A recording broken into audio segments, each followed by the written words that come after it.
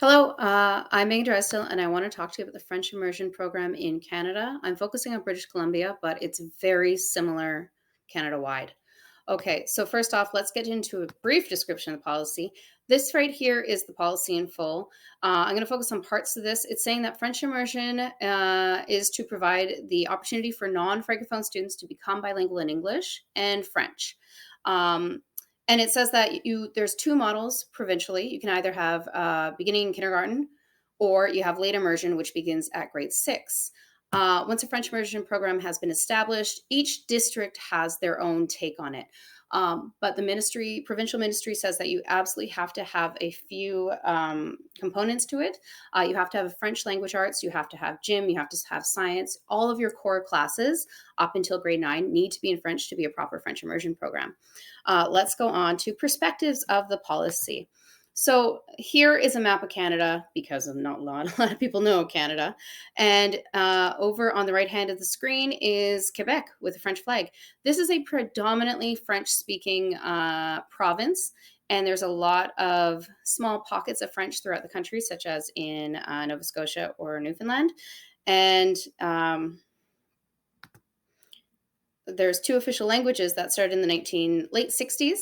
We have French and English. So that means that all packaging needs to be in French and English, and anything involving the government has to be available in both languages. So the French immersion started in the 1970s to increase bilingualism and create better opportunities for students in the country. It was the height of anti-French sentiment.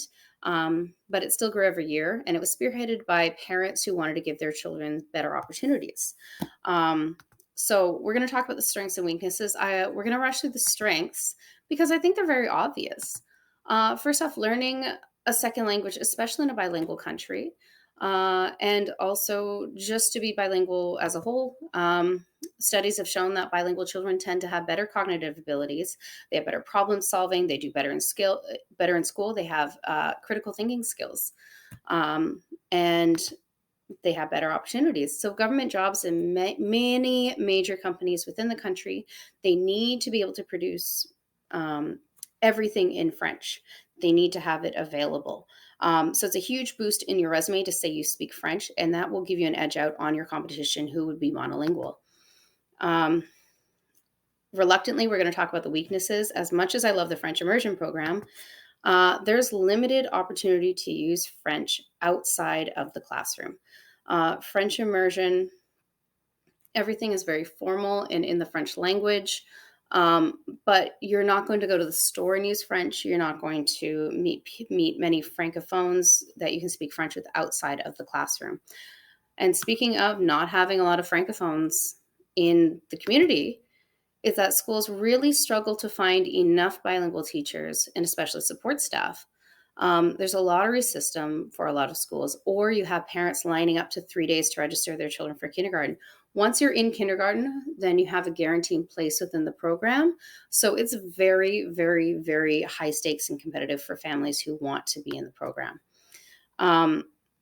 So about the culling, I graduated the French immersion program in 2003. I started in 1990, and only 50% of my elementary class graduated, and that's the norm. Students who have learning disabilities, students who struggle, they get left behind. There's this notion that parents need to be very involved, even if they can't help with the homework. The English stream has twice as many students with learning disabilities. There's an incredibly high dropout rate of the program just because of how difficult it is. Detractors call it a private school paid for by tax dollars, and that is really only for the elite. 23% of students in the French immersion program come from the top 10% of the socioeconomic bracket. So let's talk about the effects of the policy. Despite of its detractors, or maybe because of, enrollment has never been higher in the French immersion program. Currently 53,000 students are registered in the French immersion program in British Columbia. That's 10% of all students. And in some areas, like the area where I'm from, Vancouver Island, it's 15%. Incredibly high for what started out as small pilot project.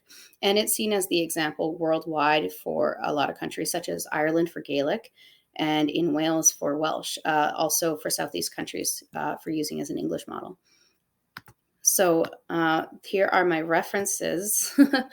And that is everything. I could have talked about this all day, but I hope that gives you a brief overview. Goodbye.